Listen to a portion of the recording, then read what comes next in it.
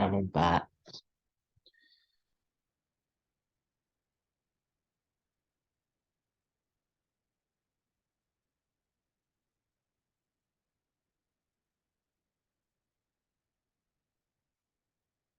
Oke, teman-teman, barangkali kita lanjutkan materi kita pada malam hari ini. Semoga sampai selesai PPT ini, sampai kondenser ya, biar kemudian saya punya bahan untuk memberi evaluasi kepada teman-teman dalam bentuk UTS nanti. Kalau kemarin kita bahas masalah air heater, oke, udah feed water heater, barangkali kita nanti akan sangat berhubungan atau ketemu lagi dengan yang namanya LMTD ya kemarin. LMTD di mana kalau metode LMTD itu mirip sekali dengan metode output input kalau kita ngitung masalah efisiensi boiler. Jadi yang diketahui barangkali hanya hanya nilai input dan output-nya, sehingga dari nilai input dan output-nya itu kita bisa menentukan efisiensi dari boiler tersebut. Nah, sama juga dalam hal metode LMTD di sebuah perhitungan heat exchanger, itu kan metodenya mirip metode output input. Jadi kita hanya tahu temperatur masuk air dingin, temperatur keluar air dingin, dan kemudian kita tahu temperatur masuk pemanasnya, dalam hal ini adalah flue gas, bukan flue gas, dan temperatur keluar dari flue gasnya, atau kalau itu pakai uap ekstraksi dari turbin ya, dari turbin yang diekstraksi untuk memberikan panas ke dalam feed water tadi, ya kita harus tahu temperatur masuk steam dari hasil ekstraksi tadi masuk ke heat exchanger atau feed water heater dan keluar, sehingga kita dengan metode LMTD kita tahu kemudian efisiensi dari efektivitas dari si heat exchanger atau dalam hal ini terkhusus feed water heater, tanpa kita tahu proses yang di dalamnya ya. Untuk kemudian kita tahu proses di dalam heat exchanger tersebut atau feed water heater tersebut, tentu kita harus membedah heat exchanger tersebut. Dalam hal ini membedah bukan membedah alatnya ya, teman. Secara analytics kita bedah dengan perhitungan-perhitungan yang ada di dalam sebuah ilmu mekafluida pertama dan ilmu perpindahan panas. Barangkali bahwa di dalam heat exchanger itu ya, misalkan itu adalah tipe cell and tube ya, untuk kemudian kita tahu berapa panas yang bisa ditransfer dari fluida pemanas, atau dalam hal ini misalkan steam dari ekstraksi turbin tadi, untuk memanaskan feed water heater kita harus tahu beberapa parameter yang dalam hal perpindahan panas itu biasa kita analogikan dengan thermal circuit ya. Barangkali teman-teman masih ingat thermal circuit. Jadi dari thermal circuit itu nanti kita bisa analogikan resistensi atau tahanan termal dari fluida pemanas, atau dalam hal ini adalah steam ekstraksi tadi, menuju ke panas yang diterima oleh feed water ya, feed water. Berapa kalor yang dilepas oleh steam extraction tadi, kemudian berapa kalor yang diterima. Nah, tentu hal yang kemudian sangat berpengaruh dalam hal ini adalah resistensi masing-masing perpindahan panas tersebut. Barangkali teman-teman kalau mereview kembali istilahnya mata kuliah perpindahan panas kan ada ya thermal circuit sebagai ilustrasi. Kalau resistor itu kan sebagai tahanan arus. Nah, kalau analogi di perpan, resistensi ini sebagai tahanan kalor, ya. Sehingga yang kemudian bisa kita lakukan adalah sebagai usaha mengoptimalisasi sistem heat exchanger, dalam hal ini feed water heater, adalah bagaimana kita memperkecil resistensi atau tahanan thermal dari heat exchanger tersebut. Nah, kemudian salah satu usaha yang biasa dilakukan ya adalah kalau resistensi konveksi itu kan sangat erat kaitannya dengan kecepatan aliran di dalam sebuah heat exchanger tersebut. Nah, kecepatan aliran itu sangat berpengaruh terhadap terhadap delta P, pressure atau pressure drop di dalam heat exchanger tersebut. Nah, semakin besar delta P, ya, semakin besar delta P, maka semakin kecil juga koefisien perpindahan panas konveksi yang ada di dalam sebuah heat exchanger tersebut. Biasanya gitu, rule-nya gitu, pattern-nya gitu. Nah, satu. Kedua, biasanya di dalam analisa thermal circuit tadi, atau di dalam hal ini adalah analisa thermal setelah konveksi, itu biasanya ada nilai resistensi falling, ya. Nilai resistensi falling itu resistensi yang kemudian disebabkan oleh adanya endapan-endapan di dalam permukaan perpindahan panas tersebut. Bisa jadi karena tadi Mas Jun sampaikan desalinasi, ya. Air yang kemudian mengalir dalam sistem tersebut barangkali karena filternya jebol, ya, sehingga impurities dari water tersebut akan terbawa dalam sistem boiler tersebut, ya, yang melewati feed water heater di sini, sehingga impurities tadi akan menyebabkan plug, ya, falling di permukaan perpindahan panas. Nah, plug atau falling yang terjadi di permukaan perpindahan panas ini tentu akan menambah resistensi thermal sehingga menghambat perpindahan panas. Nah, sudah barang tentu apa yang kemudian bisa dilakukan untuk mengoptimalisasi kembali perpindahan panas di dalam heat exchanger, terkhusus dalam hal feed water heater ini adalah bagaimana membersihkan falling tersebut, membersihkan endapan tersebut. Nah, ini key point-nya dalam hal optimasi heat transfer di feed water heater. Ini gambarannya seperti itu, ya. Mungkin teman-teman bisa flashback ke belakang terkait materi perpan dasar dan perpan terapan. Nah, barangkali di situ sudah dipelajari secara lebih detail terkait metode-metode ini atau cara-cara optimasi perpindahan panas yang kemudian bisa kita aplikasikan nanti untuk optimasi di dalam sebuah boiler, terkhusus untuk boiler yang ada feed water heater-nya. Nah, performan feed water heater barangkali kemarin sudah ini sama, analoginya sama seperti menggunakan LMTD, ya.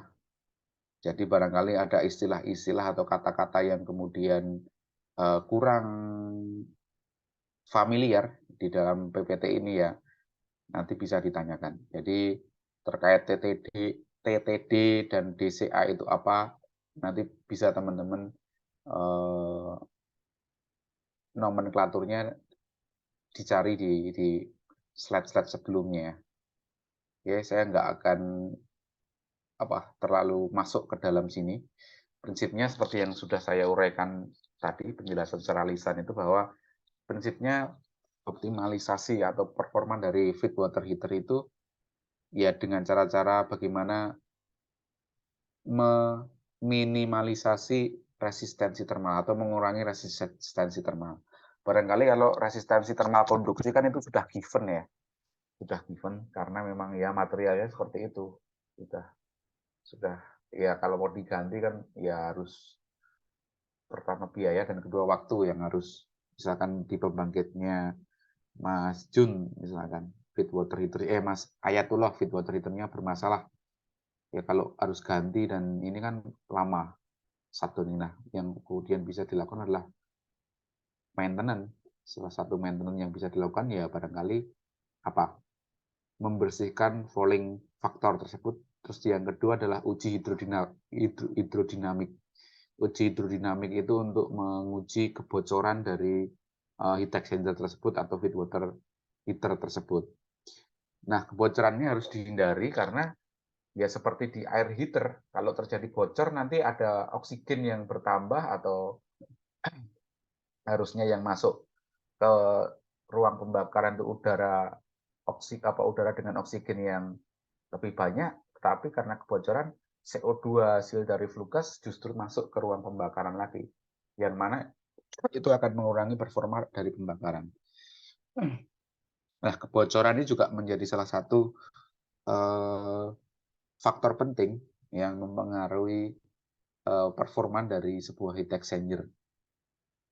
Apapun tipe heat exchanger-nya ya, kecuali yang kontak langsung seperti cooling water, cooling tower itu kan kontak langsung udara sama air, kontak langsung itu terkecuali yang heat exchanger mode kontak langsung. Nah ini beberapa best practice yang kemudian bisa menjadi acuan dalam sebuah perhitungan feed water heater. Jadi prinsipnya, sorry ini kemarin sudah belum ya? Minggu kemarin saya lupa nge-note ya. Kayaknya udah ya. Setiap peningkatan 1 derajat Celcius di sisi water yang keluar dari feed water heater itu ya, itu akan meningkatkan heat rate-nya sebesar 0,033%. Ya. Setiap peningkatan 1 derajat Celcius di sisi DCA itu akan meningkatkan 0,01% heat rate-nya. Ya. Kemudian peningkatan TTD dan DCA ya karena peningkatan yang disebabkan oleh meningkatnya heat rate dan akan mengurangi electrical output-nya. Jadi electrical output dalam hal ini adalah electrical output untuk pemakaian sendiri. Seperti itu. Nah, ini barangkali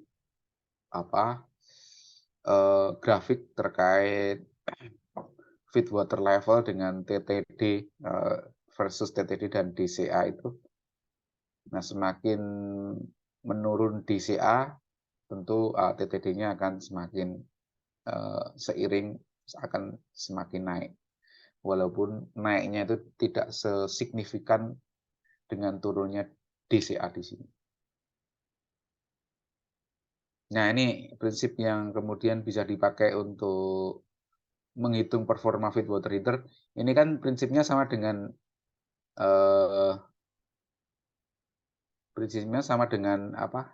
LMTD ini di dalam perpindahan panas.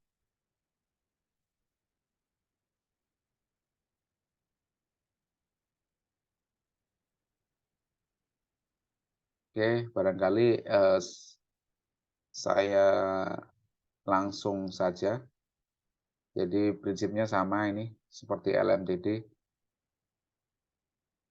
Nah, ini barangkali salah satu software atau aplikasi yang kemudian bisa membantu teman-teman semua dalam mencari properties untuk water atau sebagai pengganti steam tabel yang kemudian kalau kemarin-kemarin kita pelajari dari steam tabel yang ada di buku Cengel atau Muran Safiro, barangkali sudah ada aplikasinya sebenarnya, hanya kemudian kenapa di kuliah-kuliah kemarin itu memakai tabel, ya biar teman-teman itu tahu cara step-stepnya, sehingga ada nanti sense untuk memverifikasi apakah nilai-nilai yang ada itu benar atau sudah tepat atau belum gitu, intinya seperti itu. Nah, kalau langsung dikasihkan aplikasi ini takutnya sense itu nggak terbentuk gitu. Seperti di minggu kemarin barangkali saya sampaikan sense terkait fenomena aneh di dalam sebuah alat ukur misalkan atau sensor. Nah, itu didapat dari praktikal secara manual. Ya, seperti itu. Barangkali ini sudah pernah saya sampaikan, ada atmospheric pressure, gauge pressure ya, absolute pressure dan sebagainya. Saya skip. Nah, oke teman-teman, mungkin ini auxiliary yang akan terakhir kita bahas terkait auxiliary tambahan di dalam sebuah boiler atau ketel uap. Terkhusus di sini adalah untuk ketel uap atau boiler di PLTU. Nah, kita selesaikan ini, terus kemudian barangkali di pertemuan-pertemuan selanjutnya nanti akan kita coba diskusikan atau pelajari terkait alat-alat ukur atau kontrol-kontrol apa yang instrumentasi apa yang kemudian ada di dalam sebuah ketel uap yang itu harus dikuasai ya teman-teman semua.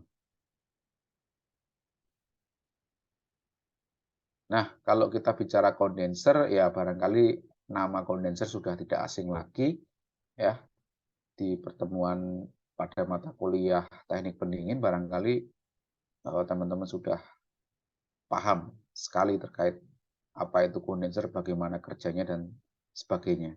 Prinsipnya sama, sebuah kondenser itu ya sebuah heat exchanger, sebuah heat transfer equipment atau alat untuk mentransfer panas ya dari uap, misalkan dia didinginkan menjadi water kan gitu.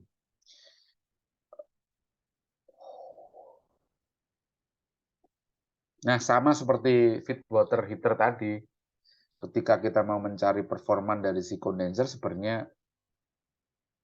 pattern-nya sama, cara-caranya sama. Nah, ini yang kemudian bisa teman-teman istilahnya hipotesakan, misalkan terjadi TTD yang tinggi ya, itu kira-kira apa yang menyebabkan dan kira-kira dari setelah tahu penyebabnya teman-teman kemudian nanti di dalam praktikalnya bisa memperbaiki untuk mengoptimasi kembali sebuah kondenser di dalam sebuah sistem ketel uap tersebut ya. Kalau itu di dalam sebuah sistem PLTU. TTD tinggi itu biasanya di sini ada kira-kira 4 ya. Flow cooling water turun ya. Aliran cooling water tersumbat. Nah, ini aliran water cooling tersumbat ini kan kemudian meningkatkan pressure drop ya. Karena kemudian meningkatkan pressure drop dengan pompa yang sama, kekuatan pompa yang sama, tetapi pressure drop-nya naik, tentu alirannya akan menjadi berkurang kan. Flow-nya menjadi berkurang. Flow-nya berkurang, alirannya berkurang, kecepatan alirannya juga berkurang. Nah, kecepatan aliran ini kemudian erat kaitannya dengan koefisien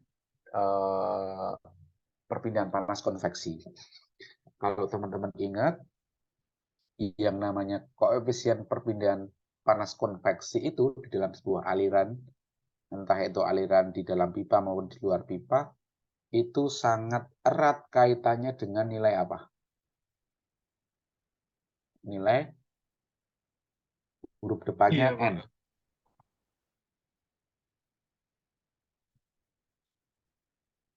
Given. Dimensionless, dia tidak bersatuan Reynolds number, Pak. sebelum Reynolds number. Random. Nusselt, Randall, Pak. Oh, Nusselt ya, Pak. Nusselt. Randall, apa Jun? Number. Bukan, Pak, bukan, Pak. Result number. Nusselt number. Baik. Oke, nah Nusselt number itu sangat ditentukan dengan tipe alirannya, ya. Apakah dia laminer, apakah dia turbulen, kan gitu ya. Iya, Pak.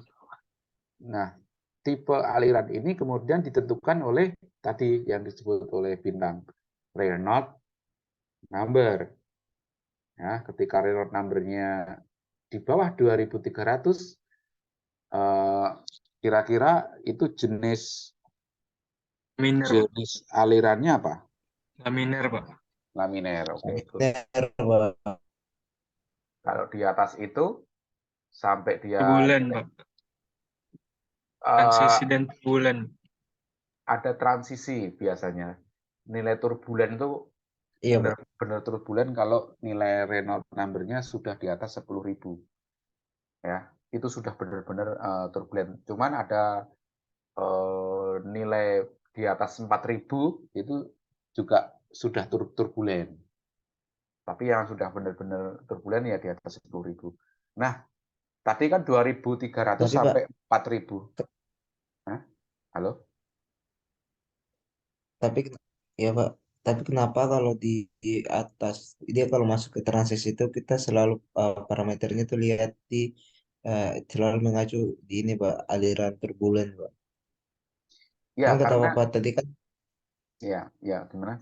Silakan yang dilanjut. kata Bapak yang kata Bapak tadi kan yang benar-benar turbulen itu udah lebih dari itu udah dikatakan turbulen, tapi yang benar-benar udah turbulen tuh eh, dia tuh lebih dari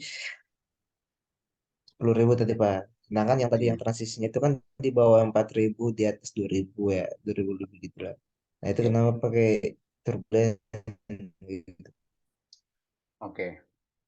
Nah, terkait pertanyaannya Mas Yul tadi, oke, bagus. Jadi di dalam sebuah perhitungan perpindahan panas, ya, itu yang bisa kita lakukan adalah apa ya? Bisa dibilang perkiraan, ya, bahwa bahwa apa? Bahwa persamaan-persamaan yang ada, persamaan Nusselt number ya untuk masing-masing tipe aliran tadi kan, kalau saya lihat nih, kalau saya lihat itu semakin berkembang, Mas. Penelitian terkait formula dari Nusselt number itu semakin berkembang. Artinya apa? Kalau sekarang formulanya Nusselt number itu seperti yang kita tahu di dalam sebuah bukunya Cengel atau misalkan Osisik atau Incropera misalkan ya eh, terkait nilai Nusselt number untuk aliran di dalam pipa atau di luar pipa. Nah, tapi di penelitian-penelitian yang terkhusus masalah heat transfer itu nilai Nusselt number itu berkembang, Mas. Ya. Kenapa berkembang? Karena para researcher ini atau para peneliti ini atau para insinyur ini ingin mendapatkan formula yang paling mendekati untuk fenomena perpindahan panas terkhusus di turbulen. Terkhusus di turbulen karena perpindahan panas di turbulen ini ya apa ya? Sangat sangat acak dan sangat susah diprediksi. Barangkali nilai-nilai formula di dalam Nusselt number itu kemudian yaitu pendekatan yang kemudian oleh pakar sudah bisa diterima dengan formulasi tersebut. Apakah itu sudah akurat? Belum. Barangkali masih ada penyimpangan-penyimpangan yang terjadi dengan menggunakan formula itu. Ya penyimpangannya mungkin ya antara 5 sampai 10% lah. Tetapi itu minimal tapi itu sudah bisa diterima dalam sebuah perpindahan panas. Maka dari itu kalau teman-teman kenal safety factor ya, ada yang belum kenal apa itu safety factor? Udah Pak, Nah, udah sempat tidak apa dapat. Nah, sama di dalam sebuah perpindahan panas juga ada safety factor juga gitu. Maksudnya nilai yang kemudian didapatkan itu ya pasti ada penyimpangannya yang barangkali nilainya sudah maksimal 10%. Nah, para ahli tadi kemudian mencari formulasi, berkembang terus mencari formulasi agar penyimpangan semakin sedikit dan menuju ke akurat. Nah, ya pertanyaannya Rio tadi, ketika di atas 2300, kenapa kemudian kita pakai persamaan yang untuk turbulen, bukan untuk transisi ya? Ya barangkali tadi Rio dengan persamaan yang menggunakan persamaan yang untuk turbulen itu sudah bisa diterima. Hanya memang itu belum akurat gitu.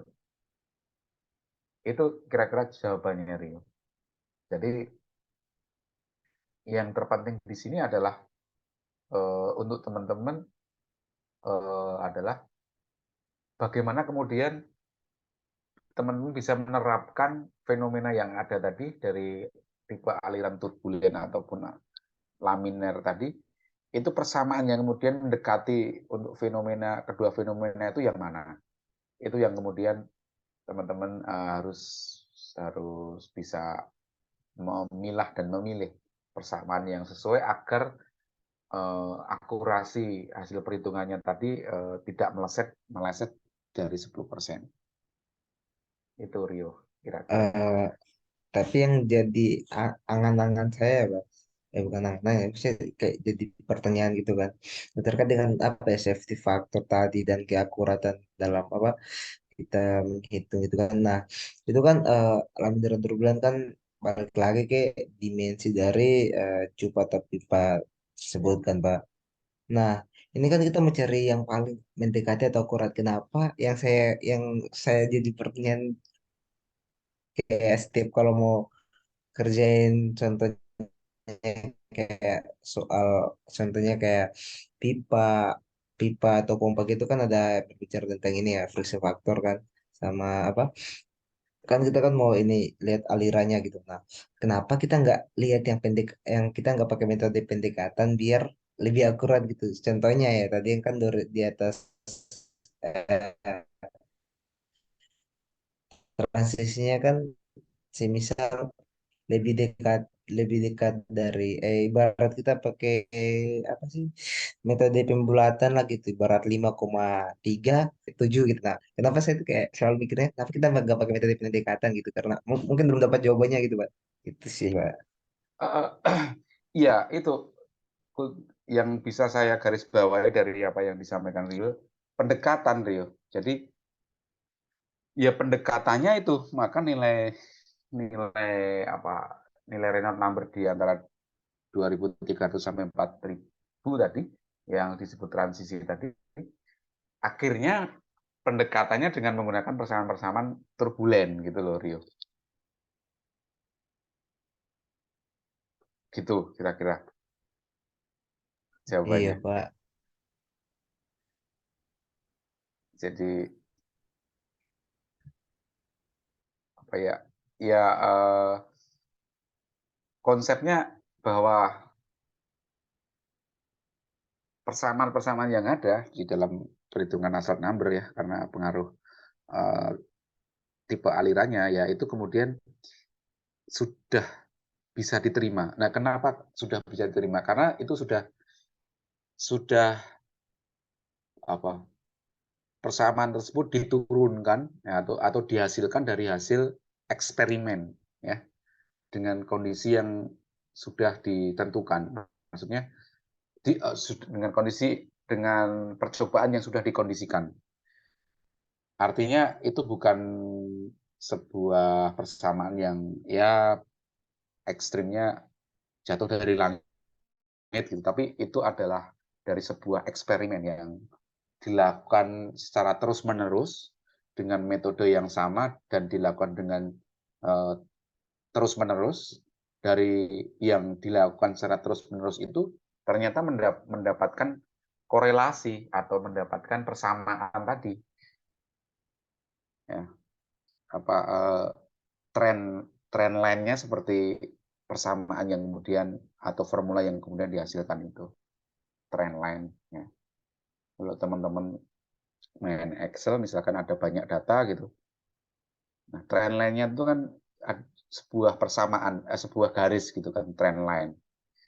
Nah sebuah garis itulah yang kemudian menyatakan formula dari sebuah permasalahan di dalam Excel tadi, XY tadi, yang menghubungkan antara parameter satu dengan parameter yang lain. Apakah kemudian itu trend line itu akurat? Ya enggak. Tapi kan itu sudah mendekati. Dari beberapa percobaan yang dilakukan berkali-kali dengan metode yang sama tadi, nilainya ternyata enggak sama, tapi enggak berjauhan gitu. Bahwa kenapa itu enggak sama, dan ya karena ada faktor-faktor yang mungkin kita tidak tahu, belum tahu, bukan tidak tahu. Kira-kira itu, Rio. Apakah membingungkan atau mencerahkan? Eh, yang saya singkatin aja itu mungkin ini Pak, ya kalau dibilang jadi mencerahkan memang ya, iya sih Pak, masuk Pak, soalnya lebih yang tadi yang Pak udah jelasin kan, biar hasilnya itu tidak terlalu jauh, dicoba beberapa kali ternyata hasilnya itu nggak sama tapi selalu mendekati. Kalau di transisi itu kita pakai ini turbulen itu Pak, yang saya penangkap saya gitu Pak. Ya,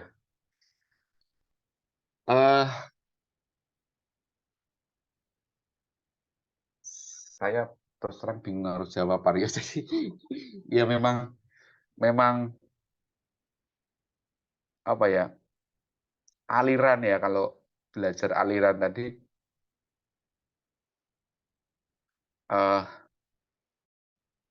pengaruh gimana ya saya,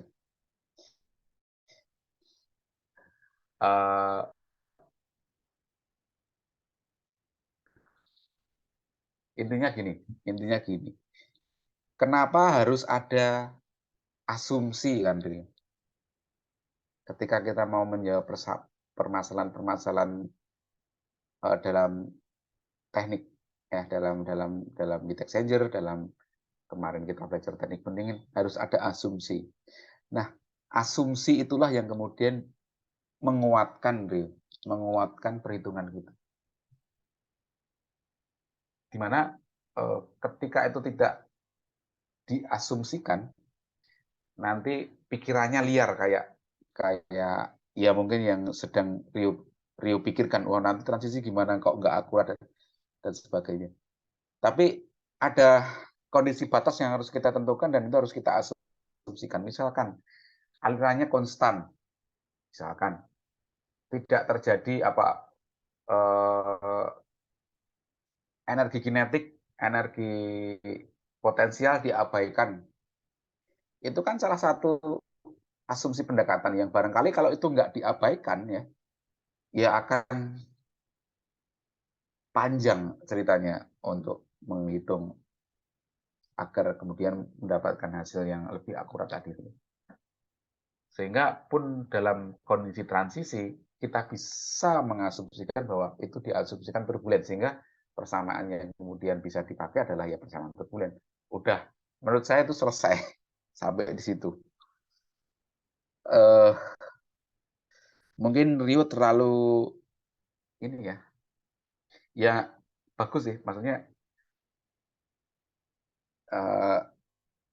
terlalu visioner barangkali ke depan mikirnya. Jadi tapi sebenarnya bukannya nggak perlu, tapi itu harus dibatasi, Rio. Makanya pembatasan-pembatasan tadi bisa dilakukan dengan kita mengambil asumsi, gitu, Rio. Bukannya tidak bagus, tapi Iya, takutnya perhitungannya nanti nggak selesai-selesai gitu. Nggak selesai-selesai, padahal pun misalkan dapat, ternyata hasilnya nggak jauh-jauh. menghalangi hambatannya. Iya, itu yang Iya, Pak. mungkin bisa saya jawab terkait bagaimana kemudian para pakar mendefinisikan formulasi di transisi itu ya, itu itu harus diikuti dari kita sering-sering baca hasil penelitian sih, Rio. Gitu. Clear, Rio? Iya, Atau masih mengganjal? iya, Pak. Siap, Pak. Siap. Makasih, Pak. Iya, Pak.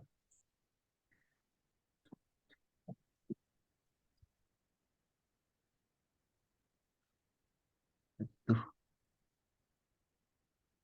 pertanyaannya Rio berat ya. Ngeri, Rio.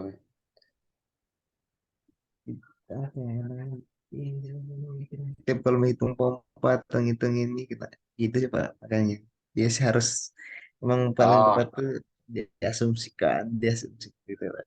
iya, iya. Hanya kemudian ya eh, asumsi itu bisa kita definisikan kalau kita tahu sense apa ya, feelingnya gitu. Oh, ini udahlah, ini diasumsikan misalkan. Jangan sampai juga mengambil asumsi yang salah gitu loh. Gitu. Oh iya Pak, berbicara tentang asumsi Pak, saya ini Pak, apa ya? Ya mungkin barangkali Bapak ada pendapat itu karena semisal nih katakanlah saya mau ambil Harris nih kan. Nah, nanti bakal saya asumsikan. Ini kan semisalnya nih Sorry, saya nggak dengar. asumsikan itu Putus-putus. HRC halo apa? Pak. Masuk ya Pak? Iya, iya, iya. Halo Pak, masuk ya? Nah, Iya, iya, masuk. barangkali saya tuh mencoba untuk semisalkan optimalkan saya ternyata hitung efisiensi itu masih mendekati banget sama efisiensi desain gitu. Nah, itu berarti semisal kalau saya asumsikan gas buang yang keluar dari exhaust menuju dari turbin gas menuju ke HRS gitu, asumsikan temperaturnya turun gitu, itu kan asumsi ya Pak? Itu diterima nggak? Atau gimana Pak? Atau emang dari kampus memang pengennya itu sesuai data real di lapangan? Maksudnya penurunan temperatur biar kita bisa mikir, oh dia harus di ini gitu, dioptimalkan gitu.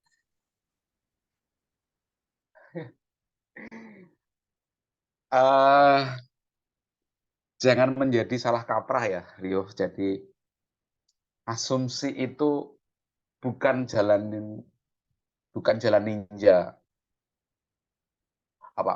Asumsi itu bukan harus selalu diambil gitulah.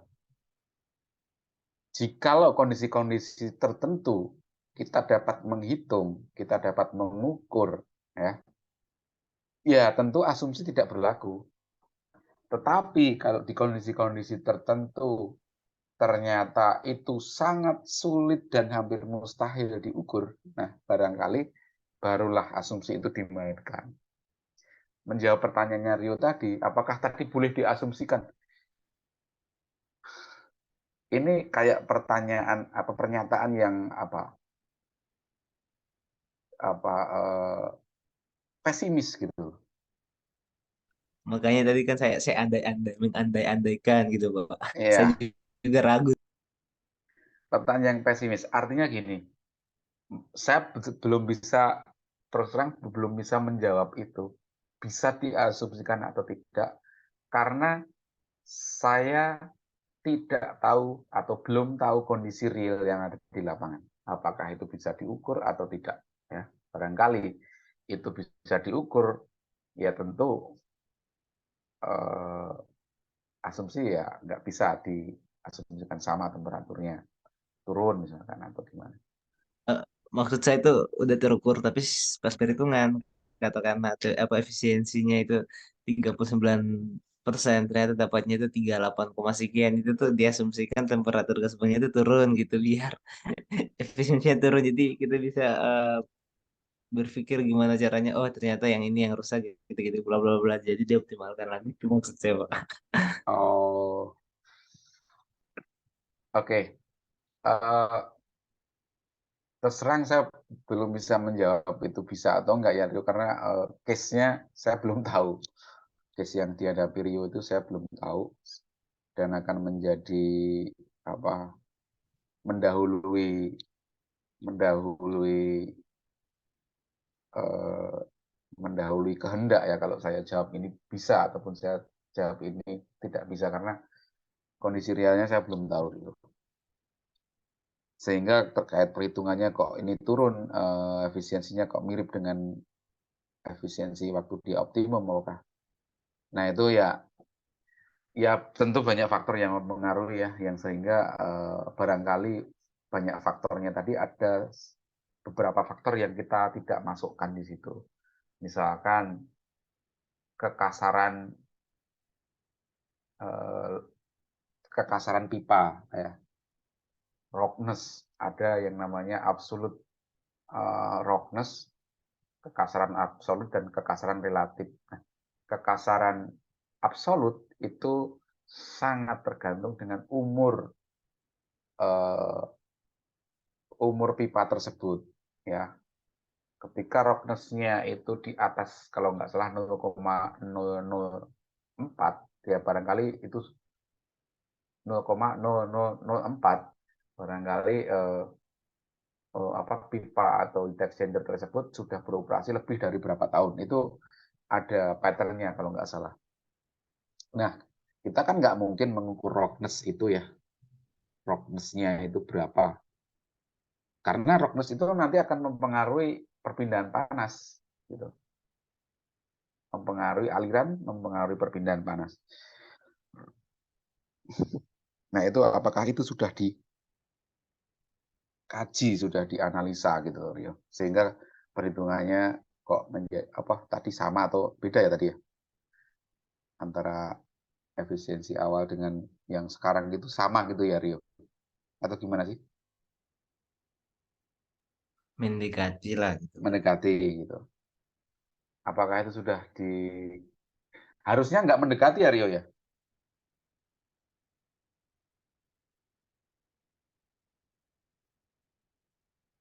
Hasilnya harusnya nggak mendekati ya?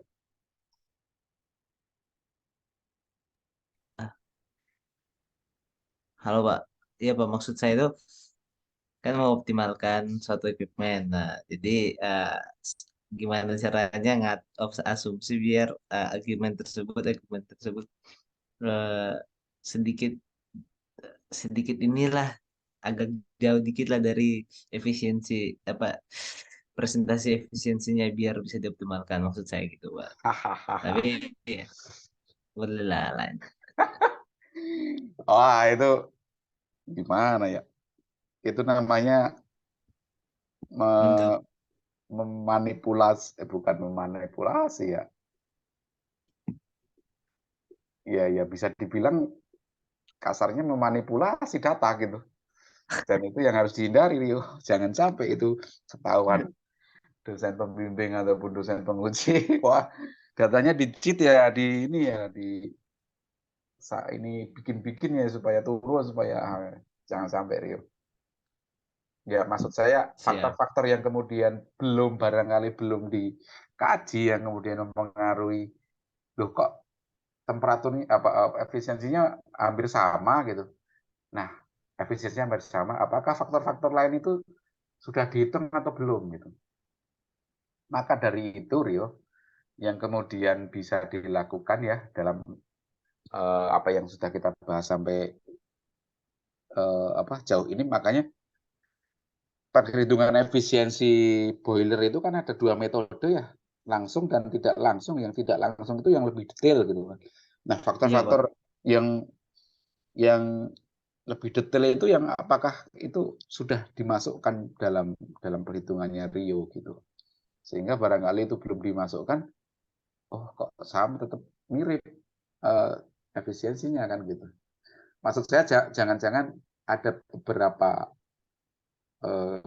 perhitungan yang barangkali itu harus ada tapi belum dimasukkan gitu. Kalau tadi saya mencontohkan roughness-nya tadi kan, kekasaran pipa. Nah, kalau efisiensinya mirip dengan perhitungan kan berarti bagus Rio, pembangkit tersebut. Nggak usah perlu dioptimalkan.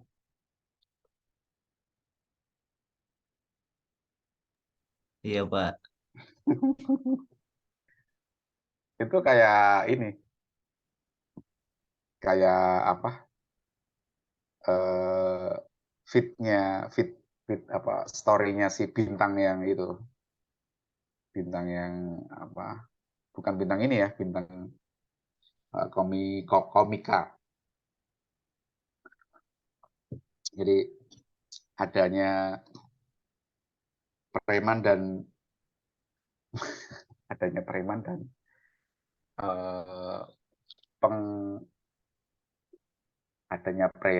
dan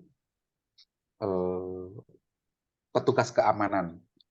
Jadi si premannya itu bikin onar, terus kira-kira karena preman dan petugas keamanan ini bekerja sama, akhirnya petugas keamanan tadi ya seakan-akan sudah mengusir preman terus dapat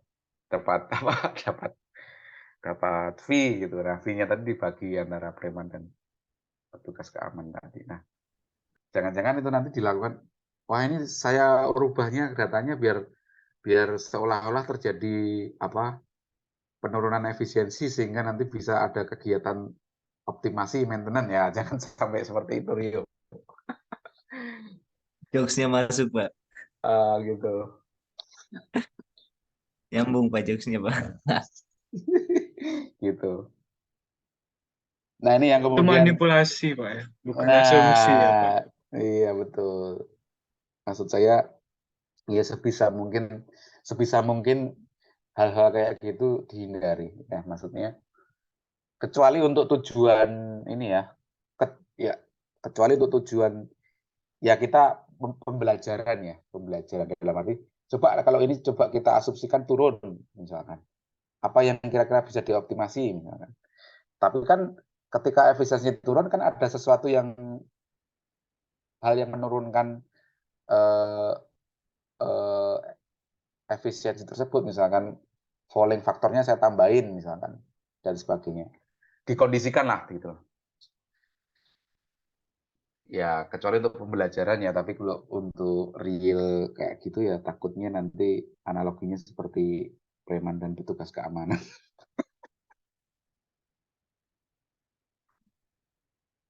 Iya, Pak.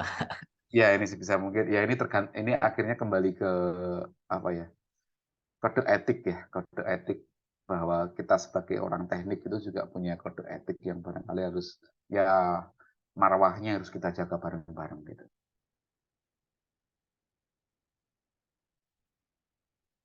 Rio? Siapa? Saya bisa tandain Rio, Rio ini jangan-jangan Jangan gitu, Pak. oke ya, ini ya apa ya, sebagai apapun profesi ya, kita sebagai profesi teknik di sini, profesi ya engineer gitu. Ya mari kita jagalah profesi engineer kita ini dengan baik, itu dengan cara yang apa, yang baik juga.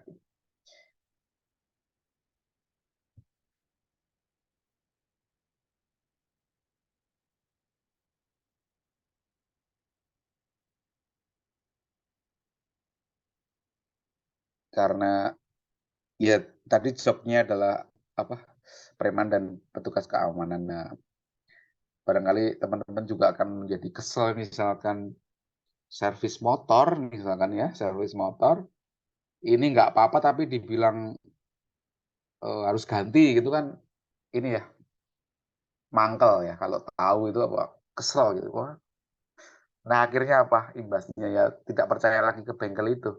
Nah jangan sampai menjadi orang yang tidak dipercaya lagi lah, intinya seperti itu. Ya, Pak. Nyesel kayaknya Rio tanya itu.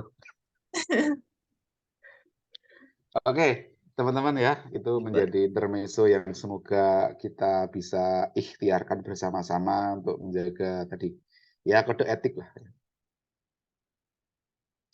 Oke, kita kembali ke sini. Ini terkait cleanliness factor yang tadi saya sampaikan, falling factor di sini ya. Jadi cleanliness, teman-teman bisa sambil baca. Cleanliness factor ini adalah perbandingan dari koefisien heat transfer aktual atau operasi terhadap koefisien heat transfer pada kondisi new and clean. Nah, ini Rio, barangkali ada cleanliness factor yang barangkali belum dimasukkan. Cleanliness factor ini ditentukan berdasarkan persamaan berikut ya.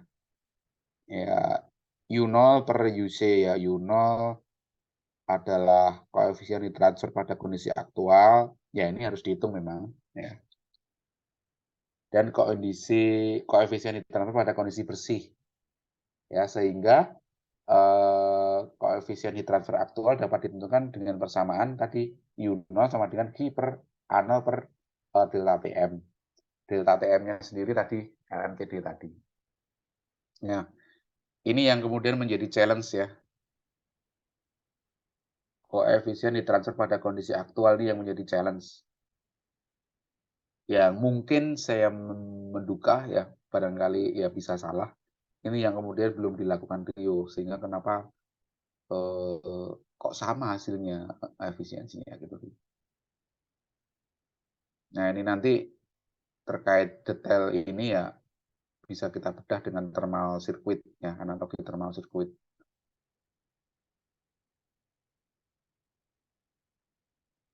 Nah, ngomongin itu teman-teman inilah bisa review kembali perpannya. Cuma nanti kalau ada pertanyaan silakan. Sehingga kita bisa tahu nih apa tadi koefisien di dalam kondisi aktual dan key kalor yang kemudian ditransfer untuk kemudian bisa menghitung performance dari atau efektivitas dari heat exchanger tersebut. Nah, ini adalah condensing duty ya. Jadi bisa dihitung dengan persamaan seperti yang tertera dalam slide ini, di mana condensing duty itu total heat atau energi panas yang dipindahkan dari steam ke air pendingin. Rumusnya ini, T itu adalah heat load dari steam cycle, Lx generator gross output, gain generator losses, aux auxiliary steam load, FWP adalah steam turbine driven load pump, BD adalah boiler blew down. Berdasarkan aliran air pendingin dan temperatur aliran dengan persamaan seperti berikut. Jadi G sama dengan W CP delta T ya.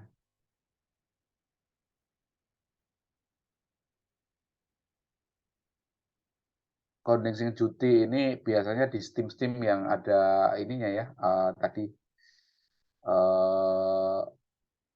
apa steam ekstraksinya biasanya di PLTU ini. Nah, nanti wax itu laju aliran exhaust steamnya itu sama dengan HX exhaust steam enthalpy dan HF condensation enthalpy pada sisi water box. Jadi laju aliran exhaust steam dan enthalpy tidak dapat diukur secara langsung sehingga variabel tersebut ditentukan menggunakan daya yang dibahankan turbin dan turbin heat balance. Ini nanti sangat erat kaitannya dengan heat and mass balance pada sebuah PLTU tersebut. Untuk bisa menghitung condensing duty ini ya. Barangkali kalau di boiler atau di kettle uap yang selain untuk PLTU ya, barangkali ini mungkin jarang digunakan persamaan ini. Oke, teman-teman, kira-kira sampai di sini materi terkait auxiliary dari sebuah kettle uap atau alat tambahan dalam sebuah kettle uap yang barangkali semua alat-alat tambahan dalam kettle uap itu sangat mempengaruhi efisiensi dari dari kettle uap itu sendiri, yang mana sudah kita bahas di sini adalah air heater, ya. Terus kemudian feed water heater dan condenser, ya. Kalau condenser itu khusus untuk yang di PLTU memang. Yang mana itu sangat mempengaruhi performan dari si kettle uap atau boiler itu sendiri. Kira-kira untuk pertemuan pada malam hari ini materinya sementara itu yang bisa saya berikan, ya. Barangkali minggu depan coba kita sedikit ulik terkait ya alat pendukung lainnya, ya, sensor-sensor dan alat kontrol. Pak, mau nanya Pak. Oke. Kemarin Sebentar, kan sebentar Bin, sebentar Bin. Oh ya Pak.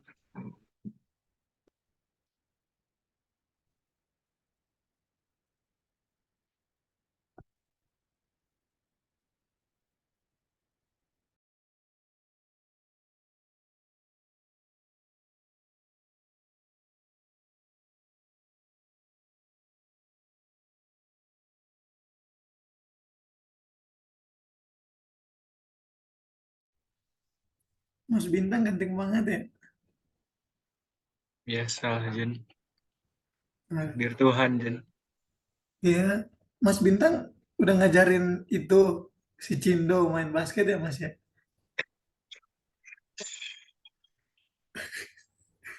Kok diam Mas? Itu itu bukan ya. Jun, on cam lah Jun. Di spill dong Mas. Apa? Di spill dong. Apa yang di spill? Nggak perlu di spill lah. Wih, mana nih kalian gak on cam, wih. On cam lah. Ini udah. Nah, gitu dong. Hmm. Halo, sorry. Ya Pak. Gimana Bin? Tadi pertanyaannya apa Bin? Pak, misalnya kita optimalisasinya itu di mechanical properties-nya itu gimana Pak menurut Bapak itu Pak? Apa dari ketebalannya gitu Pak. Kan kalau heat exchanger apa condenser itu kan berkaitan dengan apa pipa-pipa gitu Pak. Itu kan mungkin ketebalan itu berpengaruh apa panjangnya dimensinya gitu Pak.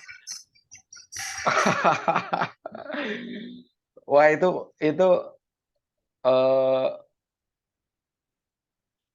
bukan optimasi Bin, tapi bikin bikin heat exchanger baru berarti. Yang desain heat exchanger baru sesuai dengan ketebalan pipa, panjang pipa yang kemudian bisa didesain, ya.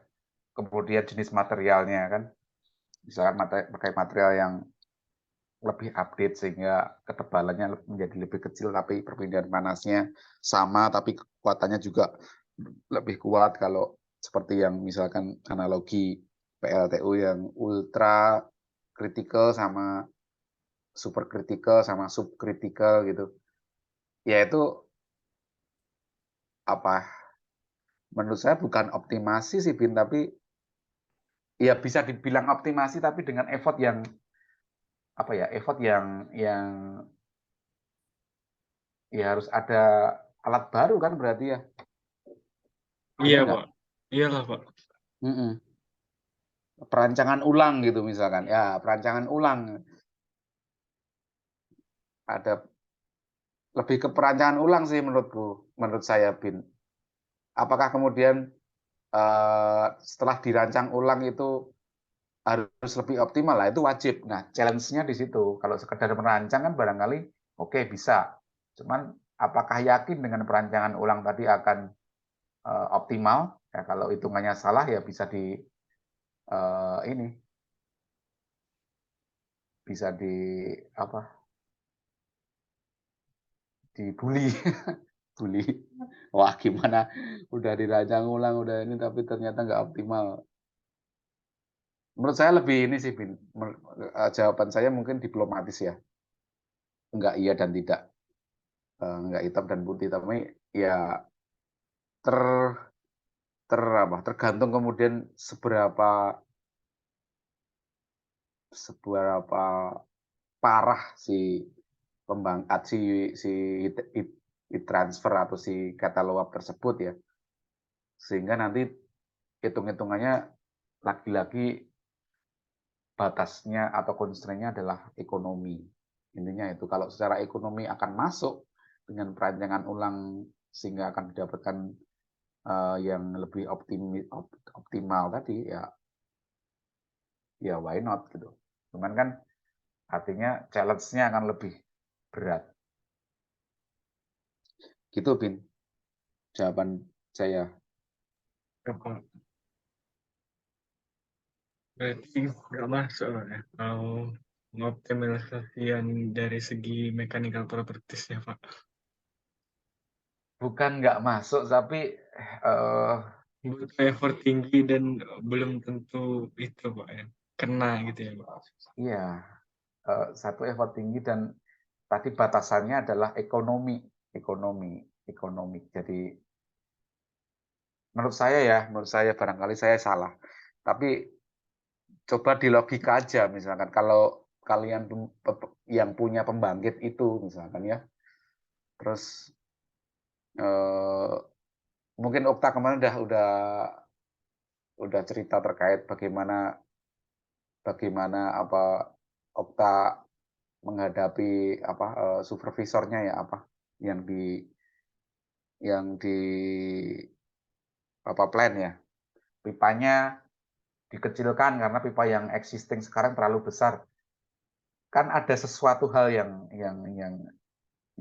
banyak hal yang harus dipertimbangkan kan, Bin. Termasuk juga tadi, loh kenapa harus mechanical properties-nya harus dirubah kan gitu. Kenapa gitu? Maksud saya artinya kan dengan kondisi yang existing sekarang ini secara nggak langsung Bintang bilang oh ini salah gitu kan. Secara nggak langsung nih ya. Bener nggak? Berat Iya, materialnya Pak. Iya, Pak. harusnya lebih kecil dengan SS300 misalkan, stainless steel yang lebih tahan karat sehingga fouling-nya menjadi kecil dan sebagainya. Secara nggak langsung nih ya, kan akan seperti itu. Berarti misalkan saya yang merancang HRSG tersebut ya tentu saya akan tersinggung gitu. Berarti hitungan saya nggak benar nih, pemilihan bahan saya, ketebalan saya nggak benar. Kenapa lo mau merubah ketebalan gitu, mengubah material propertiesnya gitu. Apa emangnya yang bisa kamu lakukan lebih dari apa yang bisa aku lakukan kan gitu akhirnya challenge-nya. Kecuali yang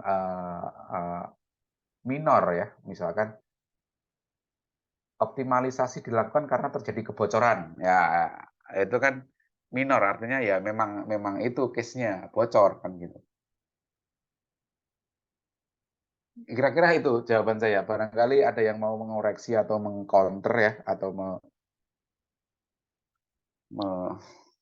tidak menyetujui misalkan. Oh enggak gitu Pak. Boleh saja. Saya juga terbuka.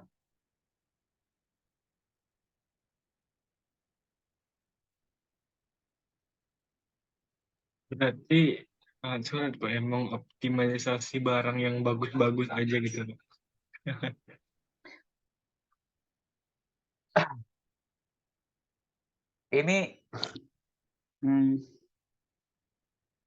Ini ada kaitannya dengan pertanyaan Rio tadi sebenarnya kalau saya lihat ya. Jadi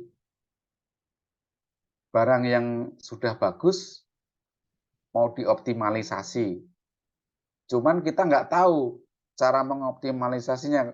karena dari hasil perhitungan kita ternyata kondisi existing sekarang itu masih bagus gitu. Terus mau ngapain dioptimasi gitu kan?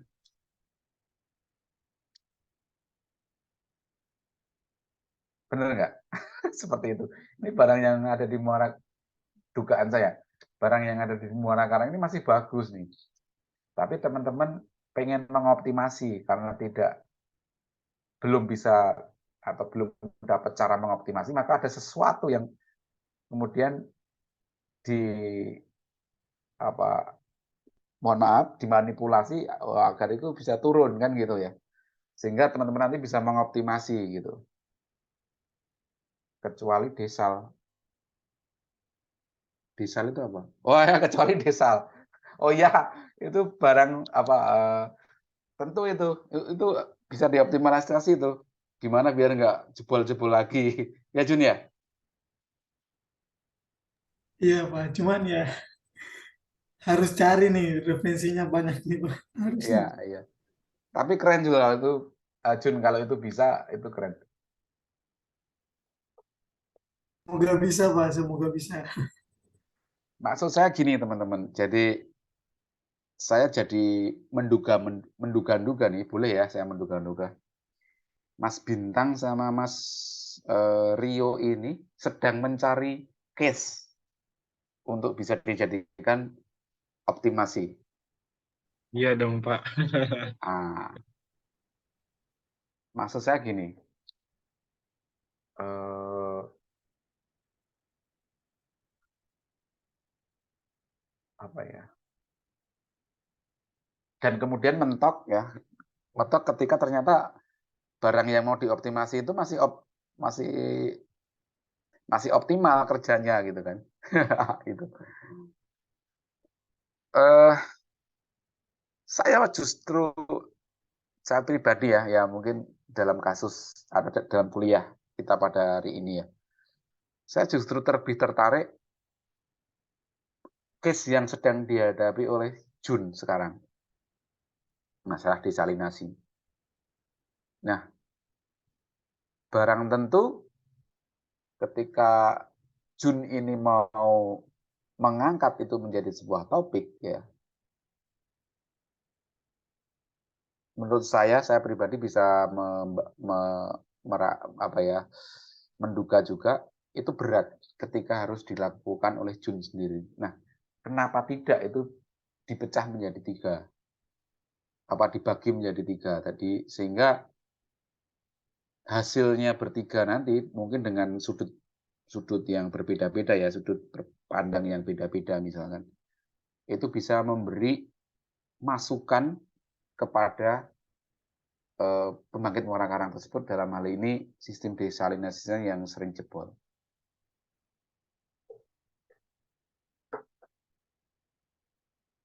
Itu reflektif apa ya? Refleksi saya melihat situasinya Bintang dan Mas Rio sekarang. Dan juga Mas Jun. Jun tadi sampaikan ada case ya, jebol-jebol terus. Ya kenapa kemudian itu tidak dikeroyok apa ya, tidak di apa ya, teman-teman tidak fokus bertiga ini fokus ke situ, sehingga nanti pasti ada sesuatu yang berbeda yang akan dilakukan nanti. Tapi tetap dalam satu tujuan, bagaimana memberikan solusi terhadap permasalahan yang ada di Muara Karang tersebut gitu. Mungkin ini reflektif saya ya. Daripada harus, mohon maaf tadi di bagiannya Bintang maupun Rio belum ada nih yang bisa dioptimasi gitu. Belum ya, saya ngomongnya belum, barangkali nanti seminggu 2 minggu lagi ternyata dapat, oh ya ini bisa dioptimasi nih gitu.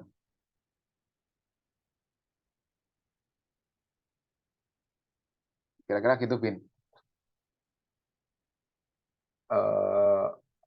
Apa ya, pernyataan reflektif saya ya. Pernyataan reflektif.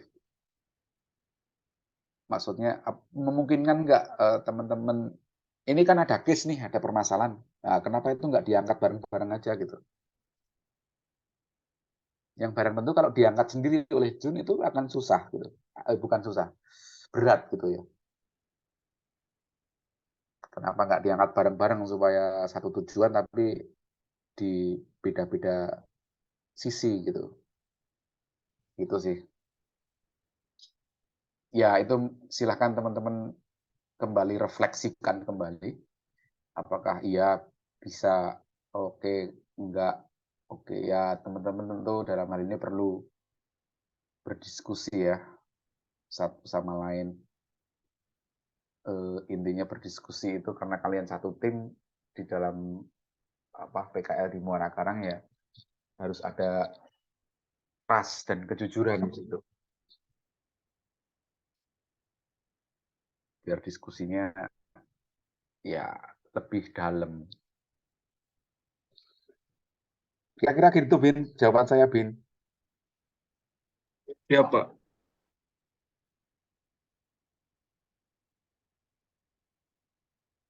Barangkali ada yang lain atau Bintang mau mengcounter saya?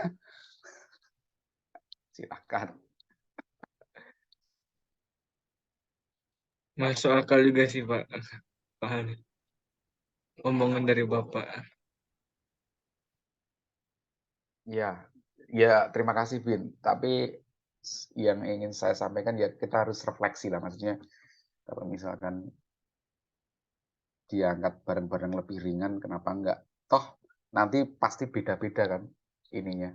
Teman-teman kan khawatirnya lah, wah nanti sama, jangan-jangan di topiknya gitu kan. Cuman kan dari sisi yang berbeda-beda nanti ya barangkali itu bisa didiskusikan dengan dosen pembimbing ya. Izin Pak. Ya. Mau ngomong Pak, di sini nih ada Pak permasalahan. Jadi dalam 2 minggu ini udah ada belt putus Pak. Fan belt. Nah, asalnya fan belt ini adalah materinya anak RE Pak. Saya bingung Pak. Oh.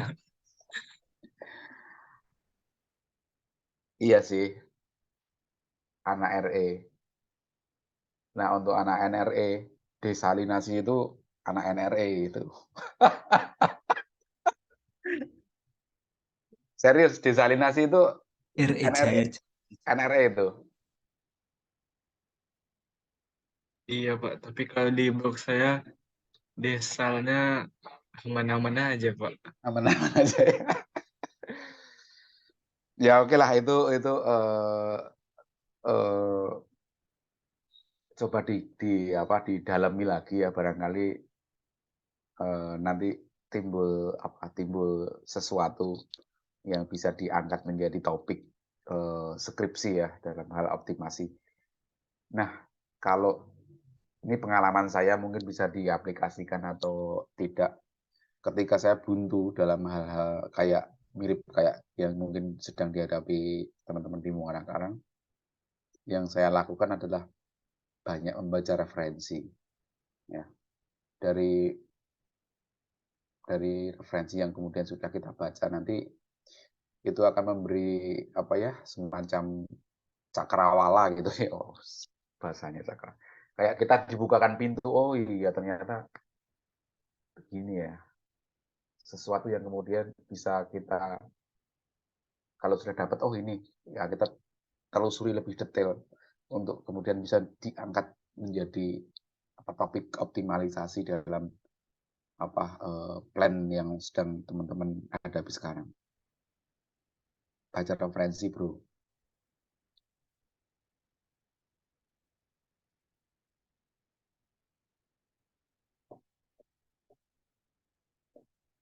Baca history kemarin-kemarin misalkan.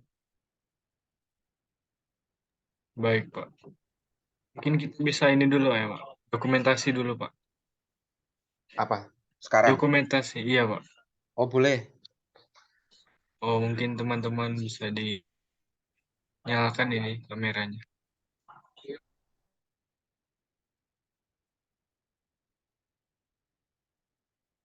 Weh, Max, apa kabar Max? Puji Tuhan baik, Pak. Hai, mantap. Itu dikunci rambutnya Max. Ya itu Pak.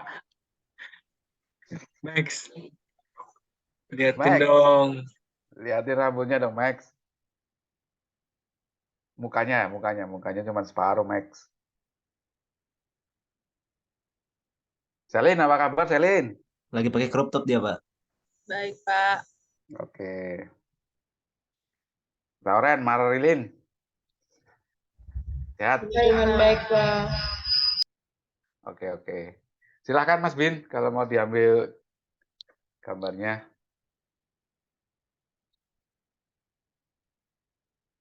Iya Pak, saya hitung Pak ya. 1, 2, 3. Oke, udah Pak. Oke, teman-teman, sudah ini. Nggak ada pertanyaan dari blog Bali. Blog Sumsel ya? Lauren Okta ya? Pak, mungkin ada pertanyaan Lauren Pak. Oh, Lauren. Belum ada, Pak. Ini Pak, kalau Lauren itu pasti nanya tuh, Mas Rio kapan bisa nih gitu. Aduh. Ya, itu tolong diselesaikan secara adat lah nanti. Okta di Sumsel ya? Okta ya, mana sih? Iya, Pak, benar di Bener Sumsel. ya, Sumsel ya.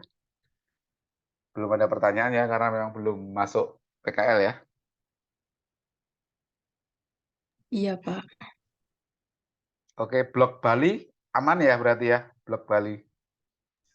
Aman, Pak. Oke, blog Lampung, ya. Aman ya.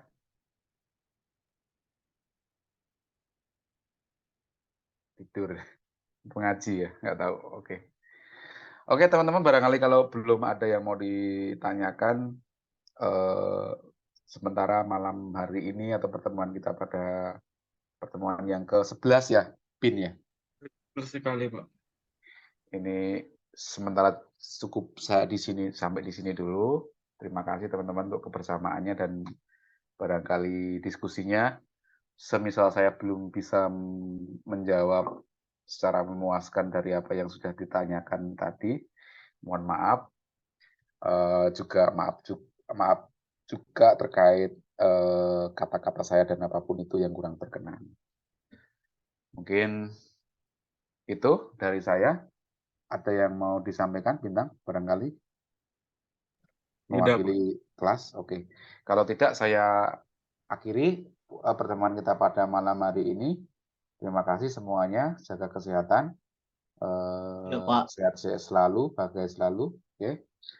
Wassalamualaikum warahmatullahi wabarakatuh. Salam sejahtera untuk kita Waalaikumsalam semua. warahmatullahi wabarakatuh. Assalamualaikum warahmatullahi wabarakatuh. Salam Terima Pak. kasih, Selamat Pak. malam. Ya, sama-sama. Halo Lauren.